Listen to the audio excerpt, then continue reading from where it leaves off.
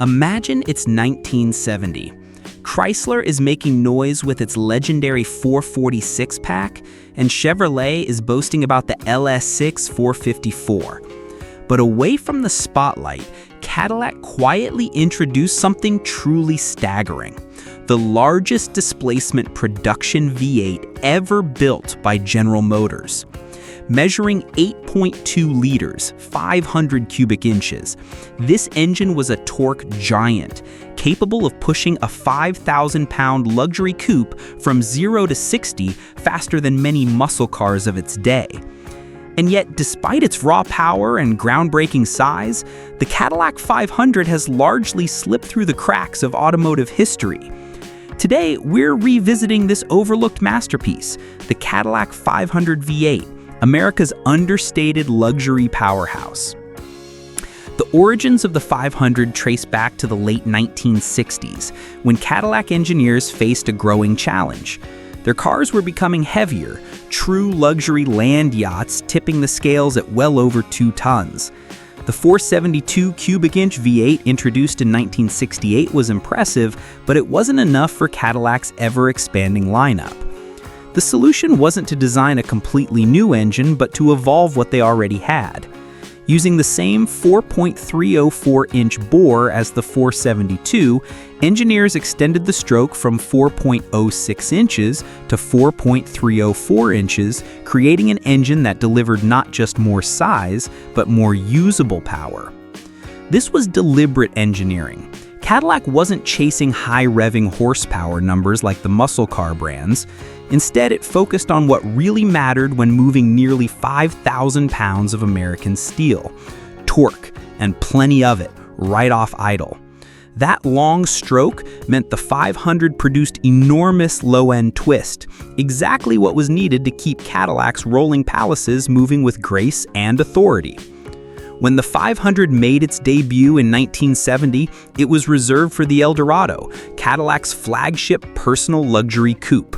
The choice made perfect sense.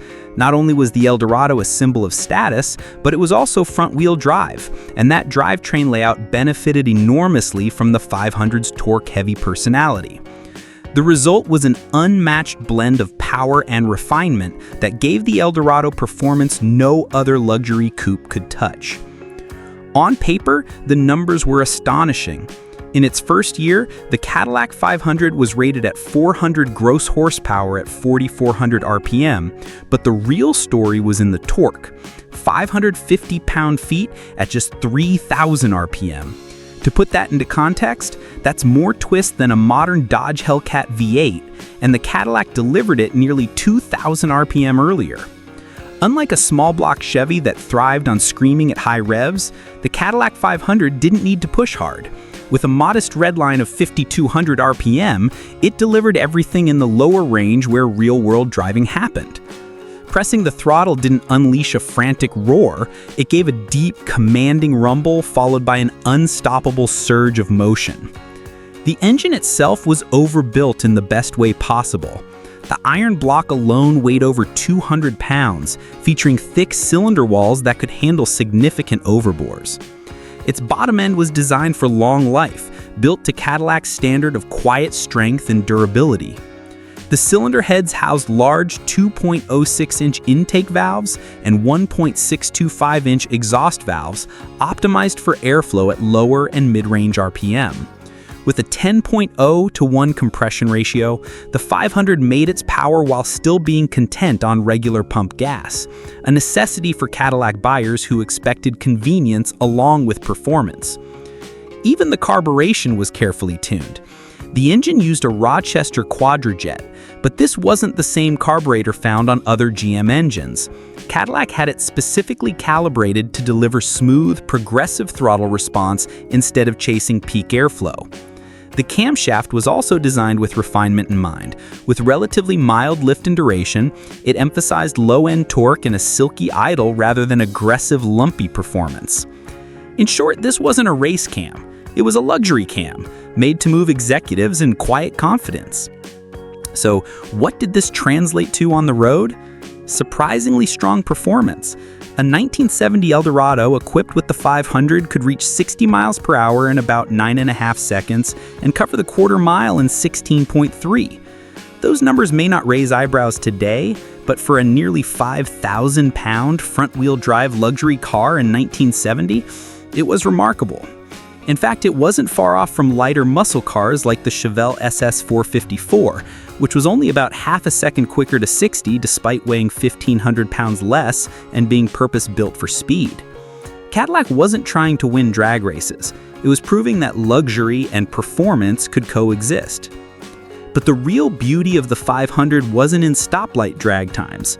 Owners consistently reported that the cars felt unstoppable on the highway. Passing slower traffic required nothing more than a light press of the throttle, and the torque surge made overtaking effortless. The Eldorado's front-wheel drive system worked hand-in-hand with the 500, translating its torque into smooth, reliable traction. For decades, the 1970 Eldorado held the title of the world's most powerful front-wheel drive car, a record Cadillac was in no hurry to give up. Highway cruising was where the Cadillac 500 truly excelled. With its massive displacement and effortless torque, the engine barely worked to maintain modern interstate speeds, humming along at low RPM while delivering an unmatched sense of confidence and serenity. For the first 5 years, from 1970 through 1974, the 500 was exclusive to the Eldorado. But in 1975, Cadillac expanded its availability, making the 500 standard across nearly all of its lineup: DeVille, Fleetwood, and even the massive Fleetwood 75 limousine. The only exception was the new compact Seville, which used Oldsmobile's 350 V8. Unfortunately, the mid-1970s weren't kind to big engines. Stricter emissions regulations and the end of gross horsepower ratings took their toll. By 1975, the Cadillac 500's output was reduced to 190 net horsepower, though torque still remained impressive at around 360 pound-feet.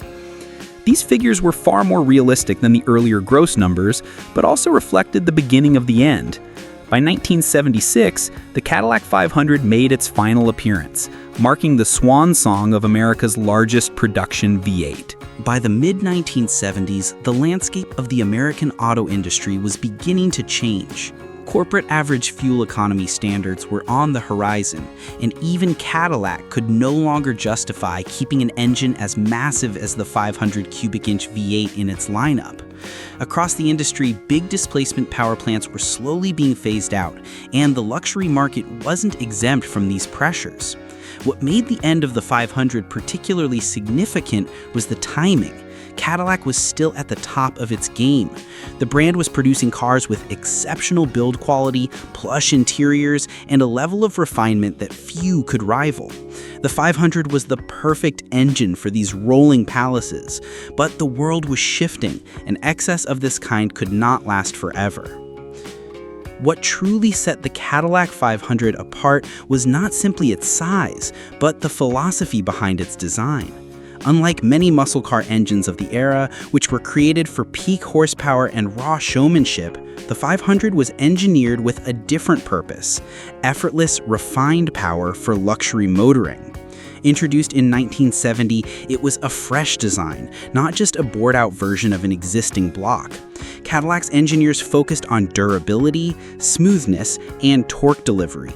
The block featured thick cylinder walls, robust main bearing supports, and carefully designed oil passages to ensure longevity.